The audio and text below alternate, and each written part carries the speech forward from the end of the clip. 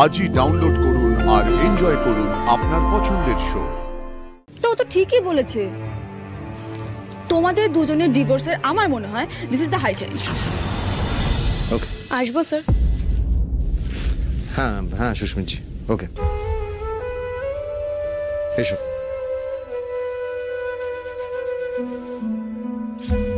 তাহলে প্রমাণ হলো তো স্যার আমার বিরুদ্ধে ষড়যন্ত্র হয়েছে?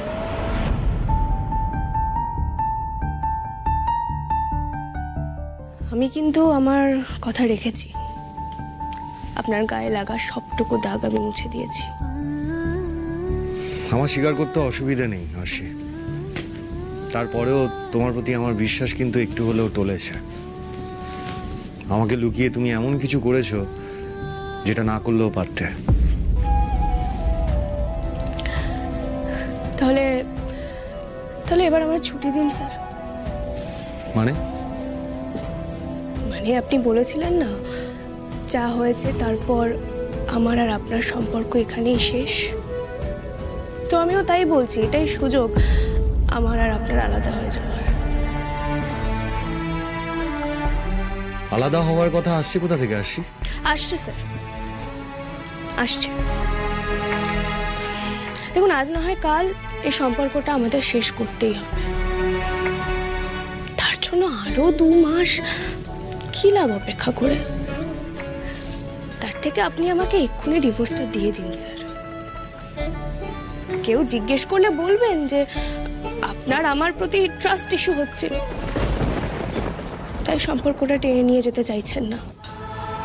এখন যখন মিডিয়ার চোখ আমাদের দিকেই, তখন সব চুকিয়ে বুকিয়ে বোঝা নামিয়ে হালকা হয়ে নিন না স্যার। আশি, আমি একটা জিনিস বুঝতে পারছি না, তুমি হঠাৎ দুম করে এসব কথা কেন বলছো? ধুম করে?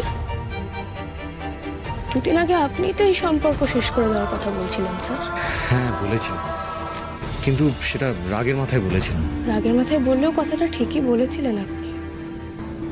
লজিক ছিল আপনার কথার মধ্যে, আমি ভেবে দেখেছি। নো নো নো আশি, এরকম হয় না। কেন এরকম বোকামো করছো তুমি?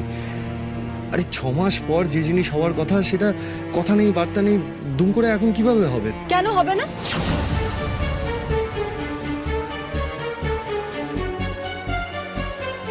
তুমি এখনো এগুলো নিয়ে ভাবছো সাক্ষ্য?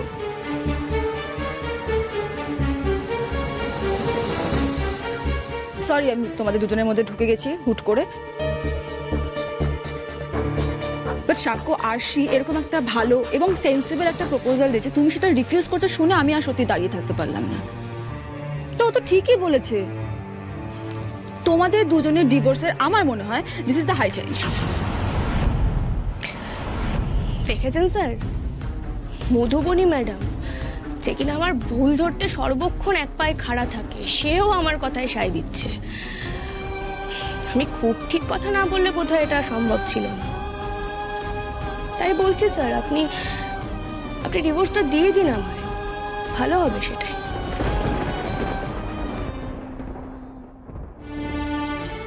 এই কথাটা বলতে আমার ভেতরটা যে কতখানি ফেটে যাচ্ছে আপনাকে যদি বোঝাতে পারতাম স্যার।